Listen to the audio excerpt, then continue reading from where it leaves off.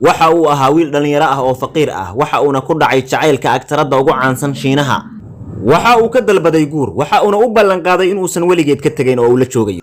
laakiin maxaa uu ugu abaalgudayay markii uu noqday atooraha ugu caansan actionka caalamka oo dhan hantidiisuna waxa ay kor u dhaaftay $350 milyan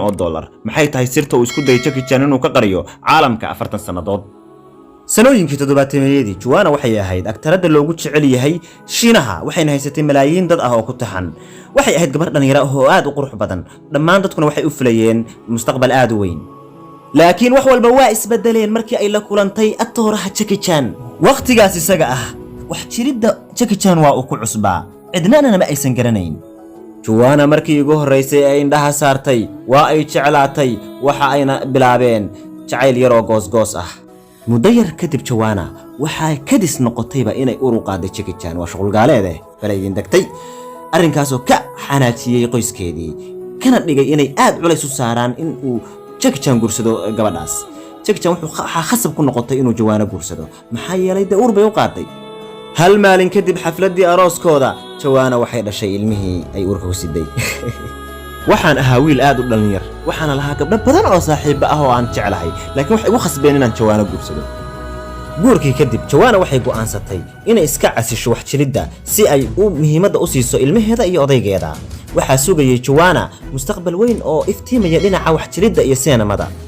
laakiin Jackie Chan ma uusan qadarin nafuritaankii ay u samaysay waxa uuna ula dhaqmay si fool xun wuxuu dhibsanayay guurkii uu guursaday ee lagu khasbay maadaama uusan isagu dooran inuu guursado waxa uu dayacay xaaskiisii iyo ilmihiisii naaska nuugayay waxa uuna u dayacay inuu wax jilo oo caanimo raadiyo oo kaliya waxa uu helay oo sanada kadib waxa uu ku guuleystay inuu noqdo atooraha ugu caansan caalamka oo dhan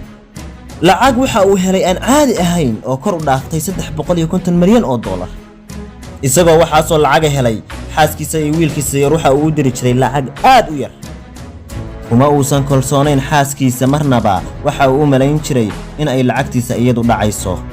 waxa kale oo uu ku sameeyay inuu khiyaano oo uu naag kale iskala taxaasho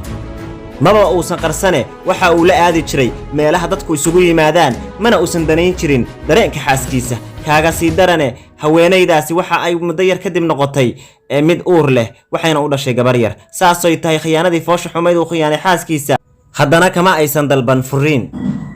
waxa uu dareemay Jackie Chan dambi damiirkiisii ayaa gubay oo u sheegay in uu xaaskiisa la hadlo oo uu ka dalbado cafis uu ka dalbado laakiinse kama uusan filanayn in ay saamixi doonto cafin doonto markii uu ka dalbaday saamaxaada falcelintii uu kala kulmay ayaa bedeshay noloshiisii oo dhan waxa uu dareemay murugo iyo naxdin aad u fara badan markii ay ka dalbatay xaaskiisu inuusan dhibaato u geysan haweenaydaas uu ilmaha yarka ka dhalay waxay ka codsatay inuusan ka tagin oo meel cidla ah uu iyagana uusan uga dhaqaaqin sidoo kale waxay u sheegtay inaysan u xanaaqsanayn markastana ay taageeri doonto dhibaatada uu ku jiro ayna garab taagan tahay waxay ku tiri aniga iyo wiilkaagu waxaan ku noolay nolol wanaagsan oo fiican haddana ku noolnahay laakiin fadlan aad iyo aad waxaan kaaga codsanayaa in gabadhaada yarta ah ee naasnaaska noogaysa iyo hooyadeed aadan ku samayn sidaad annaga nagu samaysay oo kale wada hadalkaas kadib Jackie Chan waxa uu dareemay shalay aad u daran wixii uu horay ugu sameeyay xaaskiisa isagoo oo wax kasta oo fool xun ku sameeyay haddana waxay go'aansatay inaysan ka tagin oo ay la joogto wuxuu celin waayay ilintiisii waxa uuna ooyay muddo aad u dheer oo saacado qaadatay 2 maalmood kadibna waxa uu go'aansaday inuu dib ugu laabto xaaskiisii iyo gurigiisii muddo dheer oo uu ka maqnaa kadib wuxuu u cudur daartay xaaskiisa isaga oo ooyaya waxa uuna aad uga baryay inay ka cafiso khaladaadkii uu ka galay nasiib wanaagiisa xaaskiisu si dhab ah ayay u jeclay sidaas darteed way cafisay dhacdadaas kadib Jackie Chan waxa uu noqday mid aan ka dheeraanin qoyskiisa wax walba oo dhaca wuxuu bilaabay inuu xaaskiisa u kahaysto xitaa munaasabadaha ugu muhiimsan ee uu galayo waxa uu ku ammaanay fursad kasta iyo madal kasta oo hadal jeedineed malaayiin qof hortood intaan noolaa khaladaad badan ayaan soo galay laakiin ma saamaxayo naftayda khaladkii aan ka galay iyo khiyaanadii aan ku sameeyay xaaskayga muuqaalkan waxa soo diyaariyay aniga oo Cabdullaahi Cabdikariin Khaliif